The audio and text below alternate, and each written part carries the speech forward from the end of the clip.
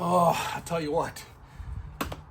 I'm not gonna lie to say that this weather doesn't feel great, but as a diehard ice angler and somebody that still wants to hit the ice as much as we can because the bite's great, I would take it just a little colder. I know a lot of you want to get in the boat. You're excited for spring. It feels great. I'm looking outside into our cul-de-sac, and there's people doing yard work. We did some yard work. The bite was good today. The bite was good yesterday. It looks like tomorrow is going to be like 60.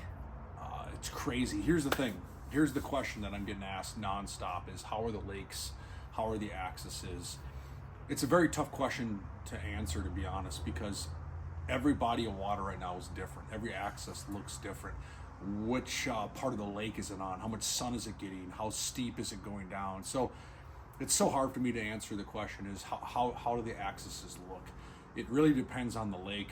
And I know I've said this before when it comes to ice conditions, but you just kind of have to check for yourself. If you have a friend that lives near a body of water you want to fish, if you know of a resort or restaurant in the area, or even a gas station, especially a bait shop, a gas station that carries bait, you can probably call and ask them, hey, what's the access look like on Lake X, Y, or Z? And more often than not, they have a little bit of a finger on the pulse, and they can say, hey, you know what, that access is in pretty good shape. I've heard anglers are walking out or taking ATVs. I don't believe at this point we're going to see any more trucks. I did see a truck in the North Metro a couple days ago. Again, I would not advise it. I'm seeing some weird pockets and cracks and things happening. We're at that point now where the water is really running through the ice. Still 18 inches of ice. I guess I didn't measure exactly the last couple days, but there's still plenty of ice. Shorelines are starting to get a little weird. Nothing alarming yet. I think if you ask me in a couple days, things are going to change. I've seen things change a lot just in the last 48 hours. And I think tomorrow we're going to see things change. It is afternoon here on Sunday, and it's like mid 50s. There is a breeze, which does help. We'll see what the rest of this day does, but I'll be back on the ice again tomorrow, Tuesday, Wednesday, Thursday, Friday. This is going to be a busy week. I'm hoping to get out every day and fish the way we want to fish, because back to the very beginning part of this video, the bite is good. Fishing is good.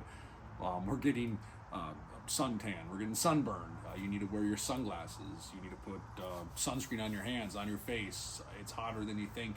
Even if you don't feel it, even if it's 40 degrees, that sun is coming down, and with our snow on the ice pretty much depleting, you're going to get kind of a double whammy from that sun. So those are some important things to think about. Ice cleats are something you want to throw on. The weird thing about the ice cleat thing is the ice is kind of textured, so you can walk around, move around. Hasn't been too bad. I think this week though things are going to really change. Even today, ice cleats will probably be important to have on your feet, and I think as everything melts and starts to smooth out, ice cleats are as much a safety tool as anything. You don't want to fall, get hurt, hit your head, break your arm, whatever. Okay, done being a dad. Those are important things. Ice safety, we've talked about it before. The spud bar is in my truck. The ice picks are going to be around my neck. The throw rope's going to be within reach. Float suit, float bibs, float jacket, whatever it might be. Even a life jacket if you don't have a float suit. A life jacket, a light life jacket. As we move on to these last few weeks of ice fishing, or couple weeks of ice fishing, we'll see again what this weather does. Being careful, being safe. My cousin commented on one of my posts and he nailed it. It's a fish. It's not worth it. I stopped at Coburn's yesterday to get some food, and you can buy a fish fillet right there and go fry it up if you're that desperate for fish. But so be careful, be safe. Let's talk fishing. Let's talk about what we're doing to catch our fish. You've seen me post the last few days, the last week, with a black spoon. That's the Crappie Chronicles. I don't even know the exact name of it. It's black and purple. You can buy them exclusively at Thorne Brothers. I had to stop there yesterday afternoon because I busted an auger and I picked up 4 more. I love this spoon. I'm using the 32nd ounce. That's probably all you can find. It did come in a 16th, but the 32nd ounce is what I've been fishing. It's a cool looking spoon. I just posted a video this morning of a crappie we caught on it. It's black, a little purple hue, neat looking little bait. Looks like a variety of different things. under the ice. But that black spoon, for whatever reason here, the last week has really turned on. We've tried gold, caught some fish, Wonder Bread, caught some fish, various other patterns, caught some fish. We put on this black one, and we're just catching a lot more fish. So maybe it's just a coincidence, but I've seen it now for like 6 days in a row outproduce everything else, that black one. And we've talked a little bit about some of these rods I've been playing with. I'm designing a series of rods for Thorne Brothers that'll come out in the fall. I'm super excited. I've been playing with them all winter. This is one of them. Excuse me. This is another one. I got 3. We'll get the cat out of the bag completely later on this summer, but I'm super excited. One's going to be a noodle variation specifically designed for fishing pinheads and heavier tungsten, because I think that's just what a lot of anglers are gravitating towards. I've been using the inline reels, Spooler Elite, still my favorite reel, and Frost Ice Line on there. And the other thing that we catch a lot of fish on, shocker, sorry, I'm beating a dead horse, drop kick. I can confidently go out there and fish a pinhead and a drop kick and catch so many panfish right now, crappies, bluegills, and feel confident about it. Now I might change the size, excuse me, size 12 drop kick, maybe a size 10, maybe a size 8 with a larger plastic like the Soldier Fly. And again with the pinhead, maybe a 32nd ounce, maybe a 16th, maybe even an 1/8 ounce if I'm just targeting a big crappie. So I might change the size or the color, but between that pinhead and that drop kick, man, very, very versatile options. This is a size 12 glow pink Wonder Bread. I was packing this with maggots. I was fishing a bolt minnow. This is going to be my get down and dirty bluegill rod. Again, this is one of the rods I designed here with Lonnie and the team at Thorne Brothers that I've been playing with all year, that you will see more of as we move into summer and late fall. But this is a spring bobber rod, quick load, good salt hook set. You can use a schoolie reel, you can use an inline reel. I've been using a schoolie. This weighs nothing. You can't pick it up through the camera, but this literally weighs almost nothing. And but that's been a great way to catch a bunch of fish. I am running, and you may have noticed, and somebody called me out on it respectfully on Facebook the other day.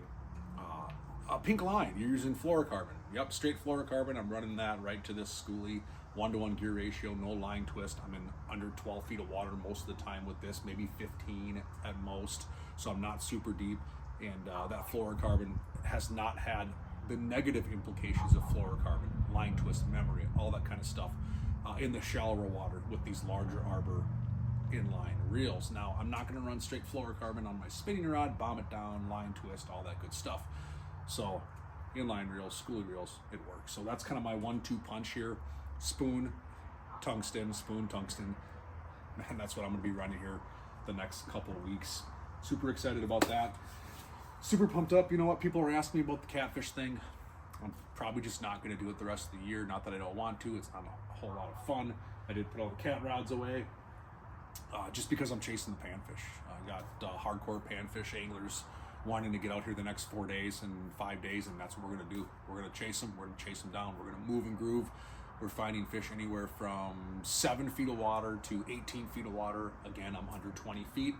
Kind of been what I've been doing all year. A lot of fish moving around in that 8 to 15 foot range. Again, seems to be a key factor this year. For whatever reason, that zone, not quite basin orientated, not quite super shallow now. We were catching bluegills in the weeds during the really cold dog days of winter, but now everything kind of just grouped up in large groups. I mean, I look at the active target, I'm looking at hundreds of fish in these schools. Super fun to chase them, and we're just bebopping around, punching a lot of holes, going through a lot of batteries, and that's the nature of the game. So we're putting our steps in. If you look at the Fitbit when the day's done, we're at 20,000 steps chasing crappies and bluegills on the ice. I feel like I'm in better shape now than I am when I actually work out. So we're going to get after it. We still have late ice ahead of us. There should be at least another fishing report coming at you, if not 2 more this season. And then we're going to shift gears into open water crappies. I think it's going to happen quick. But we still have some ice fishing ahead of us. I'm excited to get out there this week, and I'll report back.